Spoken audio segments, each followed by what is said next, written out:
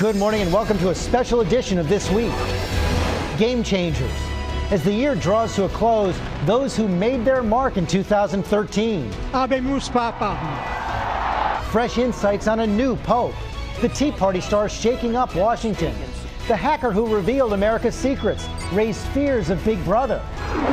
They thought that the bullet would silence us, but they failed. And the young girl who inspired us all by defying fear. New exclusive interviews, insights, and analysis. The Game Changers of 2013. They changed the world, and they're right here this Sunday morning. From ABC News, This Week with George Stephanopoulos starts now. Hello again. I hope you're enjoying this holiday week, one we're marking with a special look back at the people who broke through and made a big difference in 2013, our This Week Game Changers. We've got some surprising revelations and brand new interviews, starting with Texas Senator Ted Cruz. It is hard to remember a freshman senator stealing the spotlight so quickly and with such force. He stopped the government in its tracks for 16 days, to cheers from Tea Party activists, jeers from Democrats, and some establishment Republicans too. But that's not slowing Cruz a bit. He's setting his sights on higher office. ABC's chief White House correspondent Jonathan Karl has his story. When it comes to politics, you could say this has been the year of Ted Cruz. It's government that needs more help. Aside from the president, no one attracted more attention or more controversy. Cruz went from obscurity to leading presidential candidate in a political nanosecond. The man at the center of the government shutdown ended 2013 as a runner-up to the Pope as Times Person of the Year. Most first-year senators lay low. This one ended up on the couch next to Jay Leno. I've been reading a lot about you lately, and they describe you as aggressive, arrogant, and abrasive. Accurate? Well, I don't know that you can believe everything you read. All right. What I'm trying to do is do my job. Mm-hmm. And occasionally people don't like that. Do you want people in Washington to like you? You know, John, what I want to do is I want to serve 26 million Texans. I want to do my job. That's really my focus. Do you care? I mean, does it bother you that a lot of people around here just don't like you? Nobody should be surprised if you're trying to change Washington, that the Washington establishment pushes back. And push back they did. Just weeks after his swearing in, Mr. Cruz of Texas. Cruz seemed to be off to a rough start, quickly rubbing his new colleagues in the Senate the wrong way. Senator Cruz has gone over the line. I'm not a sixth grader. Senator, I've been on this committee for 20 years. Senator John McCain branded Cruz and his fellow Tea Partiers in Congress wacko birds, an insult to be sure, but Cruz didn't seem to mind. You know, if standing for liberty, if standing for free market principles in the Constitution makes you a wacko bird, then I am a very proud wacko bird. A supporter even made a wacko bird hat that Cruz proudly displays in his office. There was a brief moment early on when Cruz, after Obama met with Senate Republicans, talked of working with the president. I welcome the president's coming to Capitol Hill to meet with us. I look forward to doing everything I can to work productively for us to roll up our sleeves and get the economy growing again. That didn't last long, as Cruz laid out the goal that would turn Washington upside down, defunding Obamacare before agreeing to fund the government. At first, Republican leaders rejected the idea. Our goal here is to cut spending. It's not to shut down the government. But Cruz refused to go along with the Republican leadership. He gave an all-day, all-night speech, the second longest in the history of the Senate. I intend to speak in support of defunding Obamacare until I am no longer able to stand. This grand experiment 3.5 years ago is quite simply not working.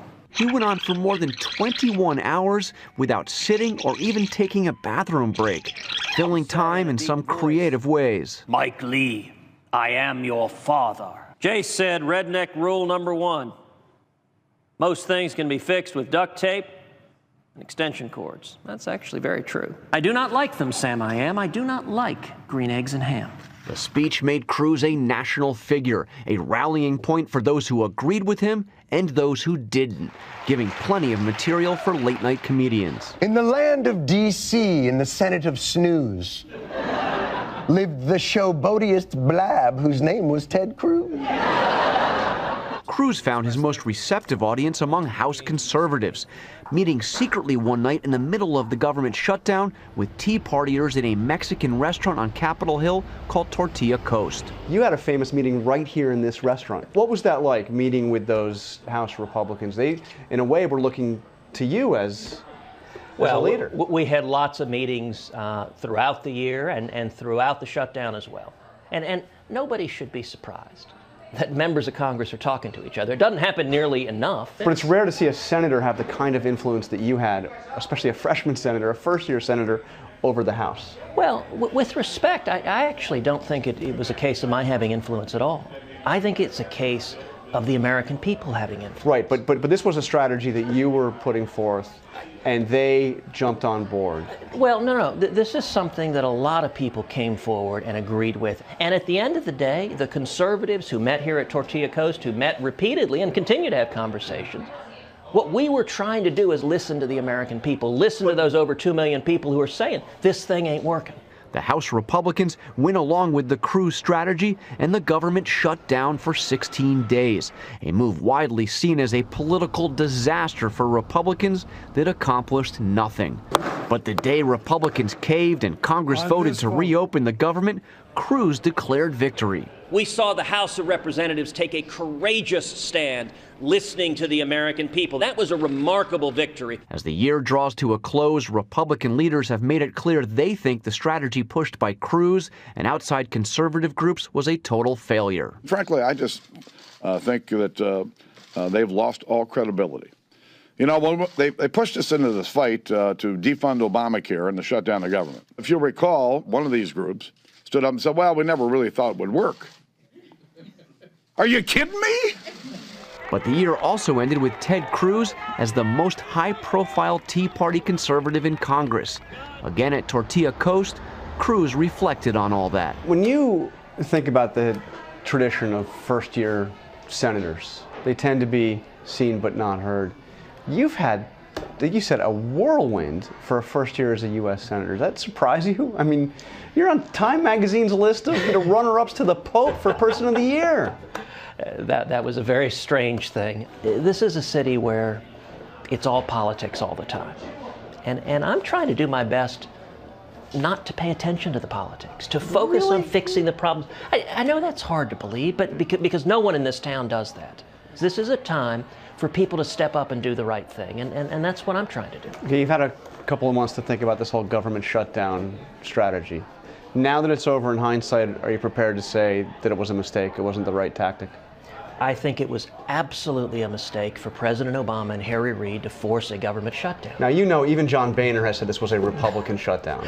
Look, I can't help what other people say, and John, I understand that in the media, every day the media reported the Republicans shut the government down. But come on, I mean, we're a couple months away from this. The only reason why this happened is because you insisted, Republicans insisted, that Obamacare be defunded as a condition of funding the government. If you took away that insistence, there would be no shutdown. I mean, really. You've got conservatives who stood strong and said, let's stop the train wreck that is Obamacare. And you've got Democrats in the middle of the shutdown. President Obama called every Senate Republican to the White House, sat us in a room and said, I called you here to tell you we're not going to negotiate, we're not going to compromise on anything. Repeatedly, Republicans were compromising, trying to find a middle ground. And repeatedly, Democrats said, no compromise, shut it down. One of the odder signs of Cruz's new celebrity is the new coloring book about him. There is a Ted Cruz coloring book. This is the #1 selling coloring book on Amazon. John, if ever there were a sign that the world is a crazy place, that is it. I didn't know about it. You obviously had no idea until it came out. I don't want to take a coloring book all that seriously, but it does say in this coloring book that your filibuster was so important because millions of citizens believe Obamacare is worse than any war, and that more people will die as a result of illness because of Obamacare than in all of the wars since World War II. Now, let me ask you, John, just for clarification, is this the first time anyone has ever been on your show cross-examined from a coloring book? It is the first time I've ever questioned a political figure over a coloring book. So, well, but Obamacare is not worse than war. No, of course not. One more thing. When it comes to the year that was, feathers ruffled, the shutdown, the late-night jokes, Cruz says he has no big regrets. For This Week, Jonathan Karl, ABC News, Washington.